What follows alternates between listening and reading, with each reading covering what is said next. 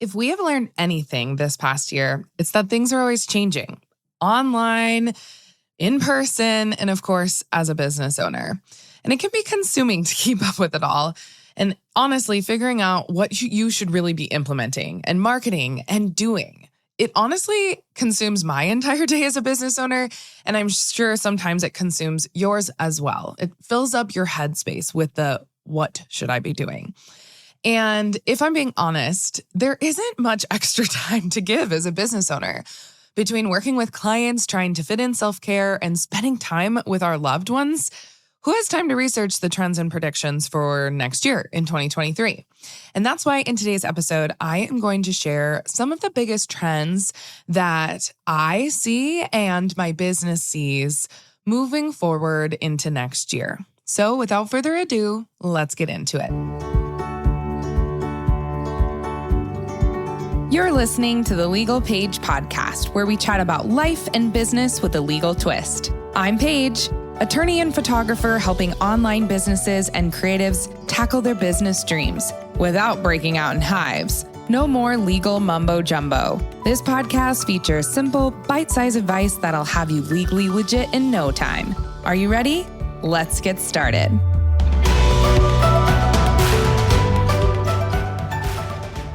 As a reminder, before we get into this episode, I am legally obligated to give my disclaimer. I am an attorney, but I am not your attorney. All legal information I talk about in this episode is intended for the masses and a large variety of different businesses. Please seek out another attorney in your city and home state if you need specific legal advice related to your unique business. Okay, let's get back to it.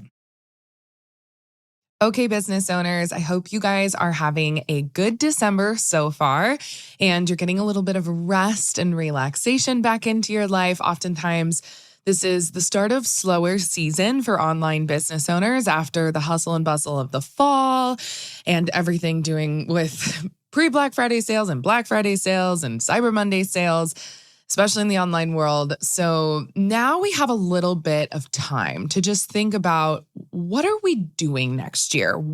What should I be prepared for? Honestly, just like, what should I be thinking about as I go into the Christmas season and New Year's season, just the holiday season in general, of course, whatever you celebrate. And you don't want to head into January 2023 just continually spinning your wheels on what do I do moving forward? Do I do the same thing? Do I have new offers? Is there anything that's like trending that I need to get on top of? What are the trends? And then I can kind of piece through which ones work for me and my business. So I sat down, myself and my team, and we were kind of looking at, okay, what are the biggest trends we're probably going to see in 2023 for business owners as a whole, in-person business owners and online business owners, because I know we have a lot of those that listen to our podcast here. So I'm going to talk about those 5 during this episode. And then what I want you to do is just sit on it. If anything kind of sparks your interest right away, maybe start just doing a little bit more research. I don't want you guys to like go gung-ho and all crazy and trying to like put something wildly together before the end of the year, because honestly, lots of business owners, they're not in like the purchase mode or the consumption mode right now. They're in more of a rest mode and a reset mode. So I want you to do the same, but I don't want you to reset and rest without having a little bit of time during that rest to strategically think about Q1 and Q2 in 2023. Because if you let it go too long, then like January and February, you're not going to have something to work towards and have like a very clear path on where you're going next year. So the first big trend that I see going into 2023 is conscious consuming. So sustainability, the climate, and conscious consuming. This trend is more for physical product-based businesses. And I wanted to start with this because we're seeing it across the board here throughout kind of 2021 and 2022. The world is just increasingly waking up to the fact that climate disaster will pose a much bigger challenge than anything we've ever experienced in recent decades. And I think for the consumers, especially that are in, their teens, 20s, and 30s, this is more of a thing that people are looking to for product-based businesses. It also means that investors prefer businesses with the right environmental and social credentials. So buying trends are increasingly by consumers as well, being driven by conscious consumers. So those among us who prioritize factors such as ecological impact and sustainability when choosing who to buy from and or who to do business with really lines up with conscious consuming and honestly, conscious expenditures as well, conscious investments. So I want you, especially if you're a product-based business listening in, online businesses, you just in general have less of an impact, like an environmental impact, because a lot of things are online. There's not a lot of waste in your business, but there's different things you can do. I have seen conscious expenditures from online businesses whereby they are investing in environmentally friendly stocks and things along those lines. But if you're a product-based business, learning how to create kind of an environmentally sustainable small business shows your commitment to those enviro-friendly products and services and may help set your business apart from your competitors. So a few questions I want you to ponder if this is like lighting you up and saying, yes, this is something I want to, at least have more of an impact on my business in 2023. Not to say like, oh, I've never been environmentally conscious before. I mean, many of us are. But if you just want to do more or give more in this respect, questions to ponder. What are you already doing in your business that you could share with your community, that you maybe are kind of doing behind closed doors that could set you apart and could be like to consumers, wow, what a cool thing they're doing as a business owner? Also, are there any changes you can make in 2023 to align more with sustainability, climate, and conscious consuming? If it's something that you value as a business owner, and is there anything ethically you can change in your business? Is there anything you can do more of in 2023? And I'm not saying a lot more, right? Like you don't need to give $5,000 to $10,000 if you are only net profiting a $60,000 income every year to an environmental company. Like that's not what I'm saying here. I'm saying there's like little things you can do. If there are recycling efforts you can do as a business owner, is there any type of, like maybe platform that has those same morals and ethics that you do in terms of the environment that you could align with? And you could move your platform over to them. Like very, very like small touches here is what I'm saying. And then are you only getting, if you're a product-based business, inventory from wholesalers who have sustainable business practices? Or is there a way you could at least shift your boxing company or something along those lines? So even if you're not ready to make this change, I love this conversation to be opened up to your community as well. So if you're an online coach or you have some type of online course program and you have a community of people, or maybe you have a membership online too, those are huge right now. Maybe you have this conversation with your community and you pose the question, who here make sure that conscious consumption is a part of their small business, and what do you do in that respect? So that everyone can kind of see all of the different ways in which you can bring this back to your business. And it just gets the ball rolling. And if it's something you care about, I'm sure it's something your community cares about as well. Okay, so that was trend number 1, conscious consuming. Now, trend number 2 is one that definitely is happening right now and is going to be a biggie in 2023. So I really want you to listen to this one. In 2023, customers are craving personalized customer service. Trend number 2. They want that experience with you above all else. And over the past few years, customer needs have evolved, with new stresses and hardships being faced by most consumers and the amount of time we've spent alone and by ourselves and behind a computer. We have grown tired as consumers of automated phone trees and generic interactions and somebody in your business taking over the call for you. People are craving that connection with you, that one-on-one personalized customer service. How can you help them, how can they be a little fish in the big pond of who you're helping? What people are craving is empathy and feeling like they are speaking with a human. This is another way you can set your small business apart from the competition, is making an effort to personalize your potential customer interactions in person, on the phone, online, and absolutely your customer and client interactions. It's going to help strengthen your brand and goodwill and potentially keep those clients from coming back time and time again and referring you out time and time again. For example, let me tell you right now, I was just speaking with a friend in the online industry, and she's been looking at masterminds for 2023. And she had really zoned in on this one that she was extremely interested in doing. The person who was going to run this mastermind had, part of kind of the pitch for them to get in this mastermind was, I will jump on a one-on-one kind of discovery call with you. You get that immediate access to the mastermind leader prior to even starting the mastermind. That shows I care. I'm going to be a good coach next year. I'm going to be here for you. And, the landing page was great and the sales page was great. But then what happened is this person who was running the mastermind sent out this mass email to people who had scheduled one-on-one calls.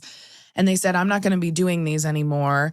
If you still feel the need to jump on a call, you can do it with one of my coaches. I feel like the Tony Robbins and the Amy Porterfields and everyone who has the big programs, they have the coaches who step in and do their coaching for them. I totally get this model of online leadership and, group coaching. I get that. I'm not saying I don't get it. But what most people are looking for is a coaching program where they get lots of access and one-on-one time to the mastermind leader. And my friend said it was this huge turnoff for her because she was so excited for that personalized, pre-customer service, essentially. And then it just kind of got ripped out from under her and she didn't move forward with it. She's like, this isn't the mastermind for me. And we were talking back and forth. And I said, my experience with coaching programs is unless I have direct access to that leader, I'm not going to pay thousands of dollars into it. And it's also not going to benefit my business because some of the biggest things that come from masterminds is that 15-minute little, genius session that you have with that mastermind leader. And the people that you're going to interact with and how you all kind of worked together. So all to say, that was my experience, or that was my recent situation here where personalized customer service didn't happen and they didn't make the sale because of it. So point blank, people want people on the other side of their consumption. Stop with the automations as much as possible. I mean, workflows and processes, that's fine. But, prior to getting a client or customer on board, talk to the human, get on a Zoom call. And if they're in town, please go meet them in a coffee shop. That will set you apart above the rest. People want the other people on the other side. And the more you can give them access to you and all of your expertise, especially for the online coaching world that I've talked about and people who are selling more high ticket offers moving into 2023, the better you are going to be. So I really challenge you after this episode to just sit and take a look at your customer journey, your client journey, and brainstorm how can you add more personalized customer service to that experience. Just a couple more touch points with you could definitely boost sales and honestly uptick your business in general in 2023.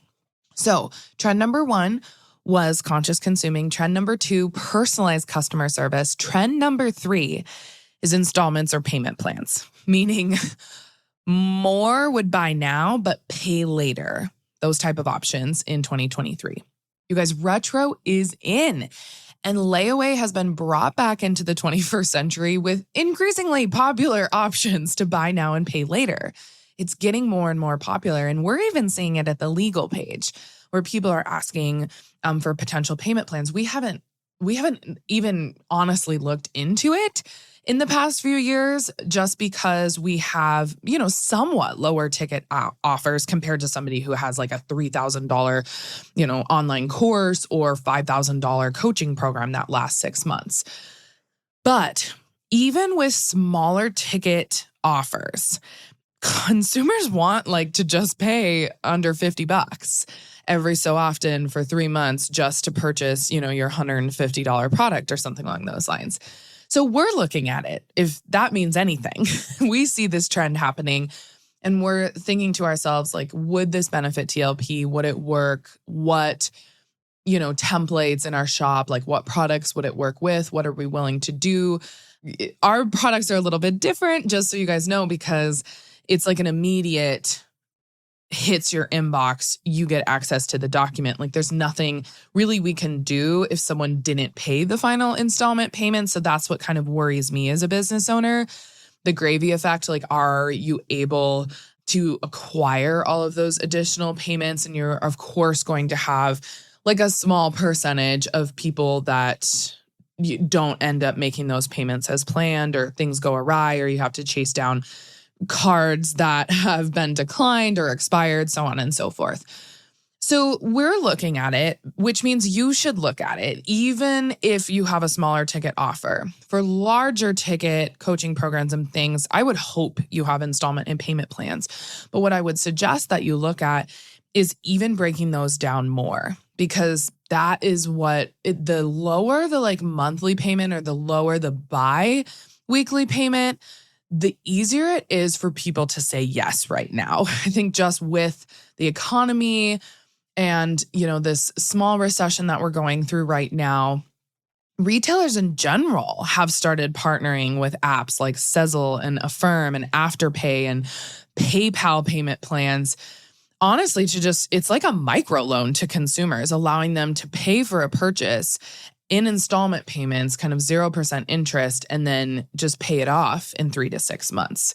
So even if you have kind of like online shops or a client management system that uses a certain payment processor, go look, ask your CRM systems, like, is there any partnerships you guys do or integrations that you do with kind of installment payment processors? And is there a way that I can get in on that? So it's just important for you to know that having that option to pay in installments encourages your customers to kind of boost or fill their shopping basket even more than they normally would. So how do you take that $0 to $1 and then the $1 to $5? That could potentially be in installment payments next year. If they're on the fence about purchasing that big ticket item, knowing that they won't be required to pay in full on the spot, that could be the deciding factor. As we probably saw over this past month, I saw it all across the board. There were so many different installment payments, so it was like a lessened barrier to entry to get into a program. And then you just give a little bonus or gift for people who pay in full. Like, obviously, that's better for you. But how can you make that a little bit more of an incentive to do when you know that the majority of consumers right now are going to go with payment plans? Essentially, what I'm trying to get at is, how could you offer this type of thing in your business in 2023 if you aren't already doing so? Or how can you go back to the drawing board on what's going on with your installment payments and look at, okay, can I jump on a few discovery calls with people who are on payment plans? Like, why did they choose that option? And really dig into the consumer's mindset, and specifically your target market's mindset. And also, like, I say always record that Zoom call and then transcribe it and use that for your sales page again. Like, take it from the horse's mouth. Take it from your person who is already in your program. Like, why did they choose it? Ask them a few clarifying questions. Boom, you can set up your business better in 2023 regarding payment plans and installments. I just want you to make sure it's clearly defined as well, though, in your contract. You guys know I'm the legal Paige here. I love talking shop and talking business. But when you're adding in those payment plans and installment abilities, You have to expressly delineate what that means in your contract. So I'm talking about the amounts when they're due, all of those due dates, if there's late fees when a payment is on auto pay, what happens if that auto pay is declined, what happens if you've missed auto payments. That way, there's like leaving zero room for interpretation for your clients and customers in regards to payment plans. And then also there are apps that can help you acquire lost payments if you do have, more than 100 people on payment plans in your business, like membership programs and things along those lines. So definitely think about that. Okay, so we had trend number 1, conscious consuming, trend number 2, personalized customer service, trend number 3, installments or payment plans, trend number 4 is learn how to increase e-commerce sales in 2023. I feel like I talk about e-commerce a lot. I've talked about passive income through e-commerce a lot. And while e-commerce has been successfully adopted by most major brands and businesses, small business owners are a little bit more slow to the punch.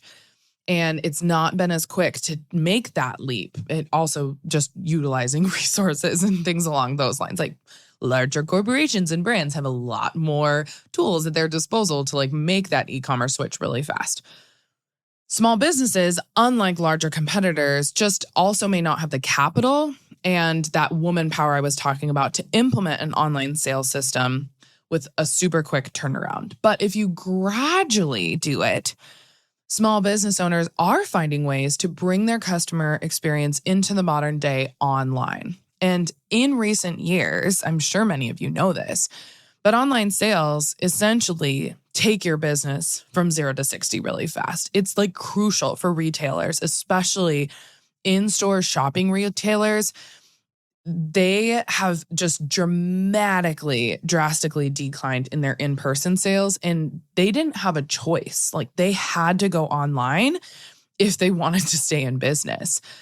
So small business owners, and many of you who are listening who are just service providers, what services can you do online? Is there a way that you can take your in-person stuff and move it somehow, even a small portion of it, online? Is there any type of digital commerce shop that you could start on the back end of your business for some passive income? And small businesses need to learn that in order to kind of weather lockdowns and public health emergencies and everything that we've gone through since 2020, and honestly just safeguard your business for the future, you need to adapt to the online world. So if you are not at least fully set up online right now, or you just have a website, you don't have any type of online offerings, that is essentially what I want you to look into next year first.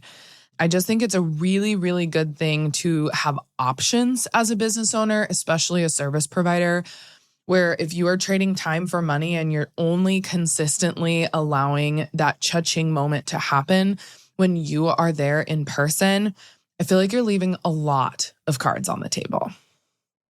And then the last thing I also wanted to say is just shifting your small business to an online model that prioritizes more e-commerce sales honestly just helps you maximize your profits moving into the new year and provides that new level of convenience for your customers, because customers do like convenience. So what could this look like in your business? Does it make sense to expand into e-commerce for either physical or additional digital products that you could create in 2023? And if you need more ideas for this, check out my 2-part revenue stream series, episodes 143 and 144, on the streams that I think you should consider moving into 2023. Okay, so we're on to our 5th and final prediction. Remember, we've talked about conscious consuming, personalized customer service, installment and payment plans, increasing e-commerce sales, and now trend number 5 is short form video marketing. And I am loving and good at, and I enjoy short form video marketing. So take it from someone who loves that. I want that to be kind of the hub of my business. And then we're kind of going to the hub and spoke model, right, of business ownership and small business, how it makes your business go round is the hub is what you love doing marketing wise. And then you're having spokes out to all of your other marketing channels. And my team knows that I really like creating short form videos. Face to camera, YouTube shorts are huge right now. I don't know if you've looked into them, but our social media gal got me into YouTube shorts and it's just like shot up our viewership on our YouTube channel. So the pivot to short form video is officially here. If you didn't know it, if you live under a rock, it's everywhere, right? TikTok, Instagram, YouTube, even Facebook, like videos are highly visible and shareable. And more than ever, like social media is just becoming a landscape that prioritizes video, much to many of our photographer hearts' dismay. We love just imagery. But it's moving in the direction of quick consumption in video form. So anything under like 7 seconds is usually doing pretty good online from what we can see too in all of the upticks in viewership that we have seen here at TLP. Everything is zoned in on short form video marketing. So I want you to consider using this to your advantage. Research ways to help make your small business get more views on Instagram Reels or TikTok or YouTube Shorts or just Facebook in general, even if you have kind of a smaller subset of audience or users. If they are your customers, they are still worth targeting. And social media accounts such as these are like free platforms for you to highlight your business and what it offers. And again, I feel like you're just like laying money on the table, essentially, if you're like, I don't like short form video marketing, but that's what everybody's wanting right now as consumers. And like your potential ideal clients are liking that. How can you make a video that one suits your brand and your tone and what you're comfortable doing? You don't need to like dance and point in all your videos. To be honest, I've even learned that the pointing is like no longer cool for people. Most people don't have time to like read through all of those. They want a hook. They want it interesting. They want like a funny song or like a trending song that they're used to seeing. And people are liking like, what's your spin or take on it? People like overlay text just over a video. That's an easy way to implement short form video marketing. You can just set your tripod up and have it like record you working. And then you can just put some random business idea or quote up that you thought of during the day on top of it, just like as like an overlay text to this random video going on in the background. Like people don't care if your message is clear and that message hits home with them. That short form video worked as a marketing tool. And then I also just want to say that not only does this help your current customer base, but it helps you bring in a new generation of customers. And that was something here at TLP that even though like I'm 31 and I'm going to be 32 next year, and I'm like, this isn't something like my generation is really into right now. Like the small business owners who are starting their businesses are in their young 20s. What do they want? I need to be thinking, where can I reach them? How can I bring them into TLP? Because if they're starting a new business, they need a contract. And so how do I reach them? And how do I get on their level? What is going to be interesting enough to them to come to my website, to get a free download? That is the thing I want you thinking about and just like turning your wheels for the next month or so as you head into next year. And then also when you're doing short form video marketing, I feel like I should do a whole class on short form video marketing because I love it so much, but I batch like 20 of them in one day. And that'll take me through at least a whole month, if not a month and a half or two. But I want you to showcase your personality and your small business's unique offerings and values in those short form videos. And it can be over time. It doesn't all have to be in one video. Ask yourself, okay, if I want to implement this into my business, one, what platform makes the most sense? What content can I repurpose? If I love doing blogs, if I love uploading YouTube videos, if I love sending out newsletters, what like 2 sentences can you take from each of those and plop it onto a short form video? Do not work harder, work smarter. And what platform are your most ideal potential clients on? And then how can you start to create content like this to attract more clients and customers consistently? Because as we all know, it's like the algorithm and we're all kind of like slave to it. And that's just how it is right now with these free marketing platforms. So if you don't pay to play, then you need to pay in your own time and energy with consistency. And we have found massive, massive success in that, you guys. We have increased our TikTok followers, our YouTube followers with YouTube Shorts, and we have increased almost 6,000 to 7,000 new followers on Instagram just in the past few months, specifically focusing on short-term video marketing and also short-form collaboration video marketing. I think that's going to be a super, super hot trend to see like your favorite online business owners interacting together, or to see like how this person can help this person in business. And oh my gosh, let me talk to my business colleague about that. And how can we work together? Again, people are craving people. And how can you get more people in the room together that, makes your potential customers even more happy? So short form video marketing, I love it. I think it's going to be a huge trend moving into next year, and something that if you don't do a lot right now, I want you to at least do more of in 2023. Okay. So we've reached the fifth and final trend, and I think we're going to see all 5 of these very, very clearly in the small business world in 2023. Obviously, I could go on and on forever talking about this. I just don't want to be long-winded. I think as small business owners, it's important to do research. It's important to sit on ideas. I just heard this recent thing at the mastermind I'm in this year, where another business owner says, me and my team have a parking lot, and we park ideas and we park things that we want to implement into our business into the parking lot for 30 days. It's like a Google Doc or something. I don't really know how they implement it, but they have to sit on it for 30 days prior to implementing. I mean, my team and I are going to do that because I am such a visionary and I have ideas and I'm like, let's implement it tomorrow.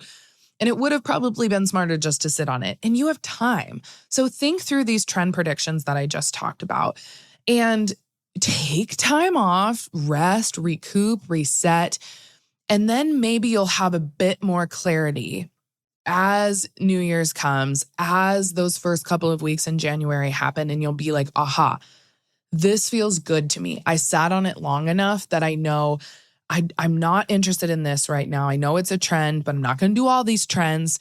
I'm just going to choose one and try to do that in quarter 1, which is January, February, and March of 2023. And then maybe if that goes well, you implement something else in quarter 2. And if not, you keep the ball rolling through quarter 2, and then maybe you look at something else in quarter 3. Give yourself some time. And you need to look at analytics, and you need to make sure that this is working for your business and your lifestyle and, your workflow and time that you spend working. Everyone has, different schedules. So I don't want you to, though, be left in the dust moving into 2023 while other business owners are adapting to what consumers want. So that's why I really wanted to put out this episode. It is more of like a businessy episode, but you guys know I really, really like kind of helping business owners not only with the legal part of all of this, and there's legality portions through everything I just talked about and things you need to be prepared for. Like with short form video marketing, it's like being careful about the music that you use and like copyright infringement and things along those lines. But remember, as you're looking at how your small business can scale or grow or at least just maintain in 2023, right? That's most of our goals as small business owners. How can your small business then adapt to some of these trends?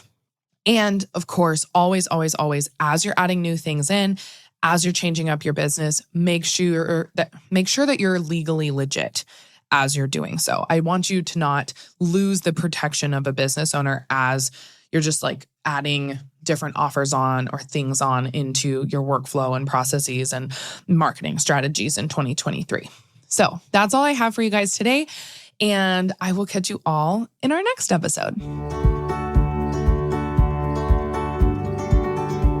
Thanks so much for listening to this episode of the Legal Paige podcast. See, I told you being legally legit isn't so scary. Be sure to visit thelegalpage.com for all show notes. And it would be super awesome if you could head over to iTunes and leave a review.